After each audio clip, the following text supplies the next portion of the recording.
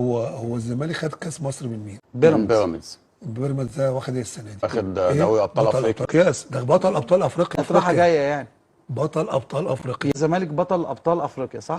خد سوبر من بطل ابطال افريقيا، وخد وخد الكاس من بطل ابطال يبقى افريقيا. هو ده بطل بطل ابطال ابطال ابطال افريقيا. ابطال يبقى افريقيا. الزمالك وحش؟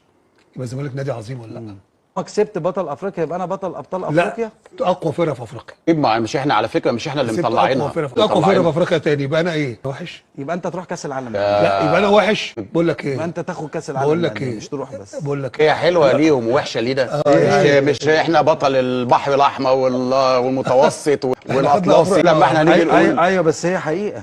حقيقه ايه؟ واحنا حقيقه ايوه برضه. بس هي حقيقه. ما انا يا كسبت. بتلاعب بطل اسيا مع ايوه، بطل افريقيا يبقى انت بطل تلت حلو جدا. القاره. فاكرين مرتضى زمان لما كان بيقول لك انا كسبت الاهلي والاهلي بطل الدوري، انا بقى بطل ابطال الدوري؟ ايه ده؟ ايه اللي بيقوله جمال عبد المنصف ده؟ يقول لك احنا بطل ابطال افريقيا، كسبنا الاهلي السوبر الافريقي وكسبنا بيراميدز في نهائي كاس مصر، إيه احنا بطل ابطال افريقيا؟ يا عم انت بطل ابطال القاره كلها، العالم كله سيدي ولا تزعل نفسك. مش عارفين حاجه، وحياه ربنا ما عارفين حاجه. اتنين بيطلعوا يلوشوا اي كلام. عبد المنصف بقى طلع يقول لك إيه، انت بتقول احنا بطل البحر الاحمر يا ابني، وانا اللي بقول، الفيفا اللي بتقول يا ابني، الفيفا اللي بتقول لك انت بطل نصف القاره عليا انا لما كسبنا العين الاماراتي. يا عم انا خدت، يا عم مش هقول لك مسمى عشان ما تزعلش، انا خدت بطوله من العين الاماراتي، ها. الفيفا اقسم بالله الفيفا اللي بتقول، وعملنا منصات وميداليات وطلعتوا اتريقتوا، المصحف الفيفا اللي بتقول.